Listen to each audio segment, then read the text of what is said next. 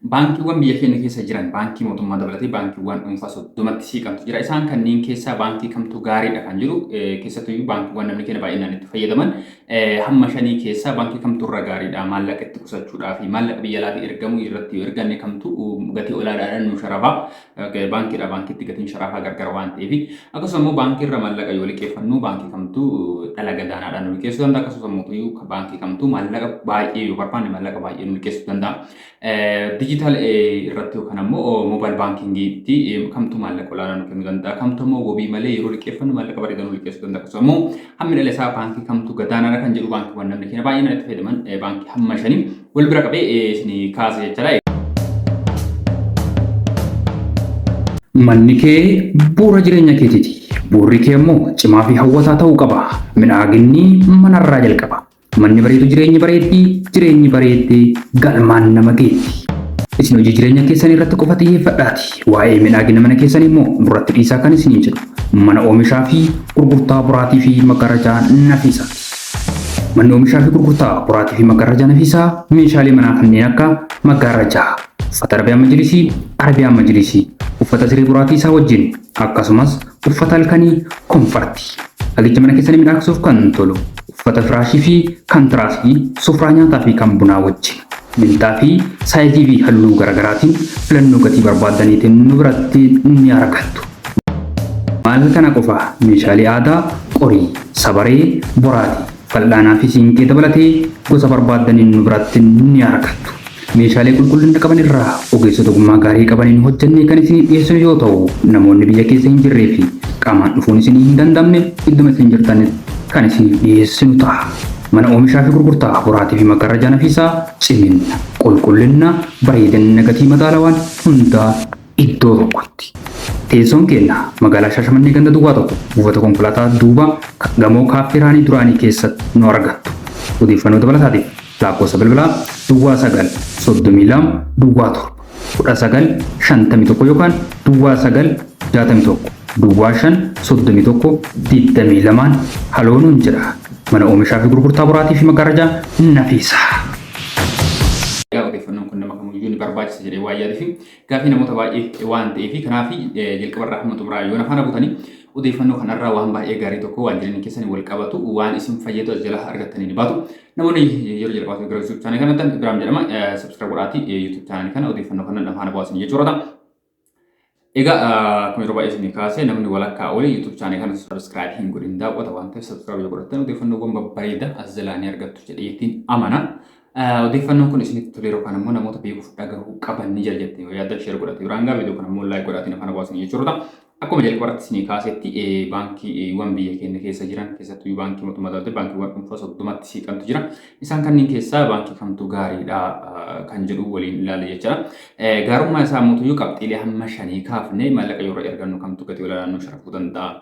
Maallaqa yeroo irra qusanne immoo kamtu dhala gaariidhaan nu kaffaluu danda'a. Nuti baankiitti yeroo qusannu namoonni akkaawuntii dhalaa fayyadamtanii hammi paarsantii murtaa'eetiin isinii dhala jechuudha. Qarshii bara kana keessan barru fudhattanii dhala isaa waliin fudhattan. Akkasumas mootuyyuu namoonni baankii irraa liqeeffachuu barbaadan baankii kamtu maallaqa gurguddaa nu liqeessuu danda'a. Baankii kamtu wabii malee yoo liqeeffanne maallaqa bareedaa nu liqeessuu danda'a. Hammi dhala isaa kamtu gadaanaadha kan jiru kanneen kaafnee waliin ilaalla isiniin jechuu barbaada. Jalqabarratti dhala jechuun maali kan jedhu yoo waliin ilaalle dhalli bakka sadarkaa lamatu jira. Saving interest fi loan interest. Qusannaatii fi dhala liqaatii jechuudha. Kana jechuun namni tokko baankii irraa yoo liqeeffatu maallaqni liqeeffatu sun dhalaan deebi'a gaafa deebi'a. Akkasumas mootuyyuu saving interest kan jennu dhalli qusannaa kun nuti yoo maallaqa keenya baankii kaayanne sababoota garaagaraatiin akkasumas mootuyyuu fakkeenya namoonni diiyaaspooraa akkaawuntii fayyadamanii maallaqa yeroo baankii kaatanii hamma waggaa ture ta'eetiin paarsantiidhaan isaaniifis dhala kaffalama jechuudha.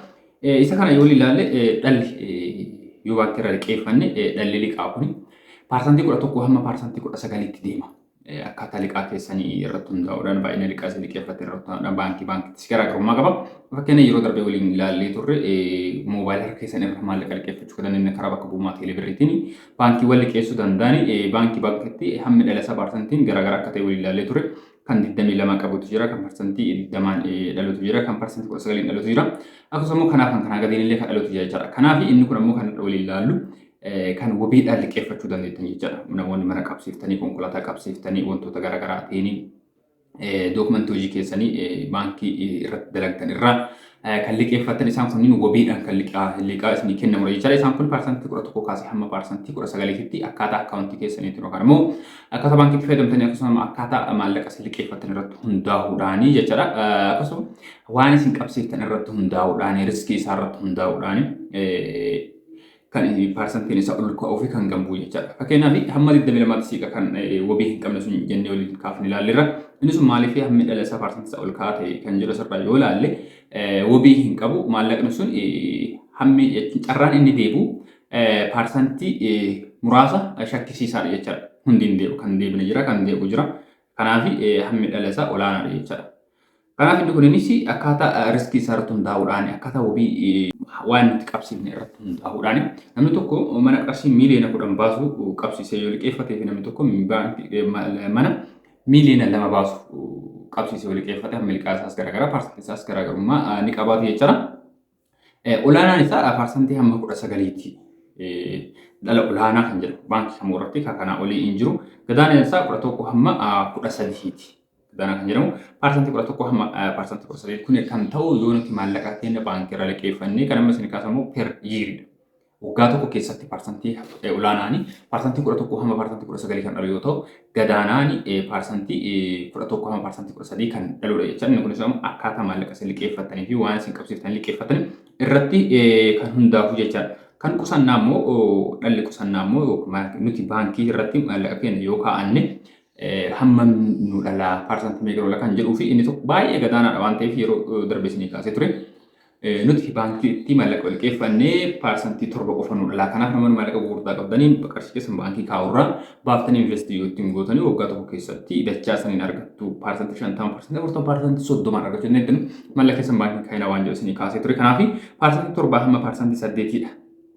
Kan inni isinii dhaluu danda'u gidduu noormaalii kan ta'e akkaawuntii noormaalii kan ta'e ispeeshaal keejii kan qabu ammoo fakkeenya baankiiwwan diyaaspooraa baankiiwwan akkasii sunniin amma parsantii 14 fi 15 kan dhalu jira.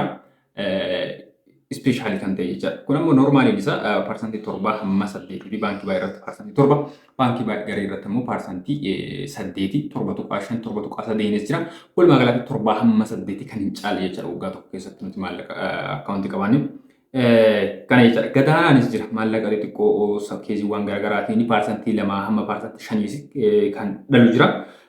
Olaanaan isaa immoo parsantii 8 irraa hamma parsantii 14tti noormaali kan ta'e baratamaa kan ta'e parsantii 7 hamma parsantii 8 jechuudha. Nuti baankitti maallaqa keenya qusannee kan nuti argannu. Kanaaf gama yaadana yeroo kana maallaqa bareedaa qabdanii baankii qarshii keessan baankii kaa'urraa yoo ittiin hojjetan gaariidha. Garuu biyya keessa hin jirre yoo ta'e hojiitti hojjetan yoo hin amane ta'e maallaqni keessan wanti isin dhalu bu'aa guddaa qabaatu baatus maallaqni akka isin jalaa hin bannee fi waan baay'ee filatamaadha isin jechuu barbaada. Baankii kamtu gaariidha maallaqa irratti qusachuudhaa fi akkuma amma isin kaasetti dhaluma isaa irratti iyyuu gaafa baankii kaanni kan 7 dhalutu jira kan parsantii 8 nu dhalu. Inni kun namoota akkaawuntii dhalaa fayyadamtaniidhaaf namoonni akkaawuntii keessa dhalarraa bilisa ta'e qarshii isin kaa'attantu isin ta'a waan ta'eef inni sun waan rakkoo qabuu miti isin jechuu barbaada.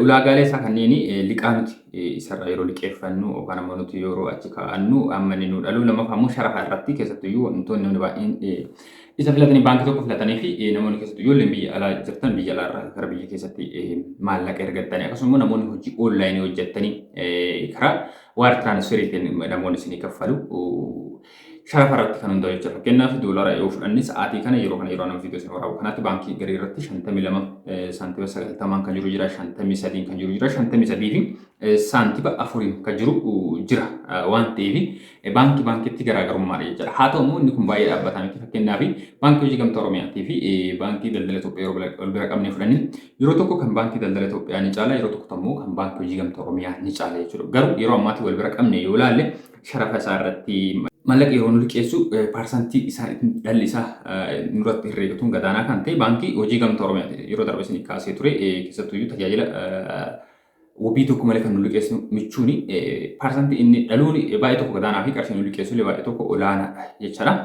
Isarraa kanaaf immoo kan wabii kanaanii baankiin daldala Itoophiyaa baay'ee tokko filatamaadha. Maallaqni inni waggaa tokko qofa keessatti bara 2025 keessatti maallaqni liqeesse birrii Itoophiyaa biiliyoona 200 fi 64tti kan siqu liqeessa jedhama dhala isaas fooyyeedha. Isaan kaawwan irra fooyyeedha jecha achirraa kaafee immoo kan kaawwanii ol kaa'aadha. Awaash baankiin sharafa irratti baay'ee tokko filatamaadha. Sharafa maallaqa bakka biraatti biyya alaarraa ergatanii ijoollee hojii onlaayinii hojjetu waan akkas akkasiitiif sharafaaf namoonni barbaadan ammoo baankii awaashoo fayyadamtanii yeroo kamiyyuu baankii hundarra olaanaadha. Tajaajilli isaas saffisaadha. Fakkeenyaaf tajaajila ATM waan akkas akkasiitiinis olaanaadha biraanchiidhaani. Kanaaf sharafaaf namoonni barbaadan baankiin awaash filatamaadha. Itti aansuudhaan baankiin siinqees isa ta'anii sadarkaa lammaffaarra jira. Baankiiwwan kanaa olii sharafan baay'een jira. Fakkeenyaaf akka baankii Amaaraa, baankii Ahaduu maal kana garuu namni keenya baay'een fayyadamu waan ta'eef baankiiwwan namni keenya baay'inaan fayyadamu naannoo keenyatti Oromiyaa keessatti baay'inaan argaman wal bira qabeessanii ilaalee malee kan kanneen caalaa dhalli isaas fooyyeedha. Kan kana caalaa mootoyyuu sharafni isaaf gaariidha jira waan ta'eef isaan sanneen dhiifnee naannoo keenya tokko namni keenya baay'inaan kan itti fayyadamudha. Kan ammas ni kaasu. Isaan keessa sharafa baankii siinqee fi baankii awaashoo fayyadamtan achirraa immoo baankii daldala Itoophiyaa yoo fayyadamtan gaariidha. Sharafa irratti baankiin hojii gamtaa Oromiyaa fi baankii Oromiyaa hamma namarraa miti. Haa ta'uti ammoo kan yeroo ammaati malee darbee yerootti fooyyeetu jira. Fakkeenyaaf akkuma jedhu qoratanii kaase yeroo baankiin hunda caalaa baankiin hojii gamtaa Oromiyaa maallaqa gaariidhaan sharafu jira. Akkasumas immoo yeroo baankiin daldala Itoophiyaa maallaqa gaariidhaan sharafu jira. Yerootti dhaabbataa miti. Liqaa irratti tajaajila customer services irratti mootoyyuu fooyyee kan baankii daldala Itoophiyaa baay'ee gara sadarkaa ammaa yeroo ammaa kanarratti tajaajila keessummeessuu irratti siistemoota isaarratti hundaa'uudhaan baankii daldala Itoophiyaa gaariidha. Siistemoota moobaayil baankiingiidhaan wal qabatee yookaan dijitaala sarviisiidhaan wal qabatee baankii hojii gamtaa Oromiyaatti kan dhiyaatu hin jiru inni baay'ee filatamaadha. Taansuudhaan awaash baankiinis baay'ee filatama. Kanaaf baankiiwwan naannoo keenya keessatti argamu kan baay'ee naannoo keenyatti fayyadamu tajaajila isaan kennan kana fakkaata namoonni liqaadhaaf barbaadanii namoonni maallaqa keessan achi kaa'achuu barbaadanii fakkeenyaaf namoonni baankii maallaqa keessan baankii kaa'atanii parsantii 8 kan kaffalu baankii daldala Itoophiyaati.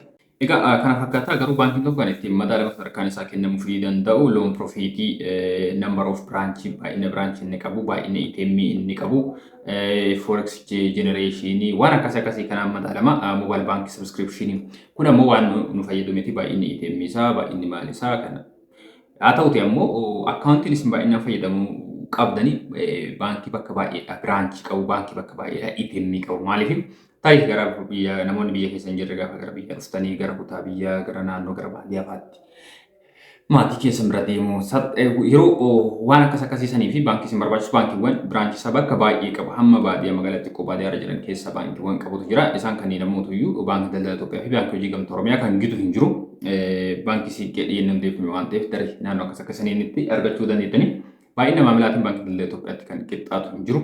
Walumaa galatti isin damee baay'ina damee isaa yookaan ammoo naannuma kamittuu argachuu yoo barbaaddan baankii hojii gamtaa fi Oromiyaatii fi baankiin daldala Itoophiyaa kan isaan qixxaatu hin jiru. Darbee awaash baankiinis akka kana jecha. Kanaaf waan hundaa wal bira qabnee ilaaluudhaaf hundinuyyuu bakka tokkotti tokkoffaa ta'u bakka tokkotti immoo tokkoffaa. Fakkeenyaaf maallaqa sharafa irratti kan sadarkaa tokkoffaa irratti argamu tajaajila liqaa irratti immoo dhalli isaa olaanaa fakkeen awaash baankii fudhatte maallaqa yeroo sharafannu gatii olaanaadhaan kan sharafu isa garuu liqaa irratti parsantii olaanaadhaanis kan liqeessu isa fakkeenyaaf parsantii 19 hamma 5tti liqaa fudhataa jechaadha. Dhala fudhataa jecha yeroo maallaqa tokko nama liqeessu waggaatti parsantii 19 hamma parsantii 19.5 kan fudhatu isa maallaqa yeroo sharafannu gatii olaanaadhaanis kan sharafu isa.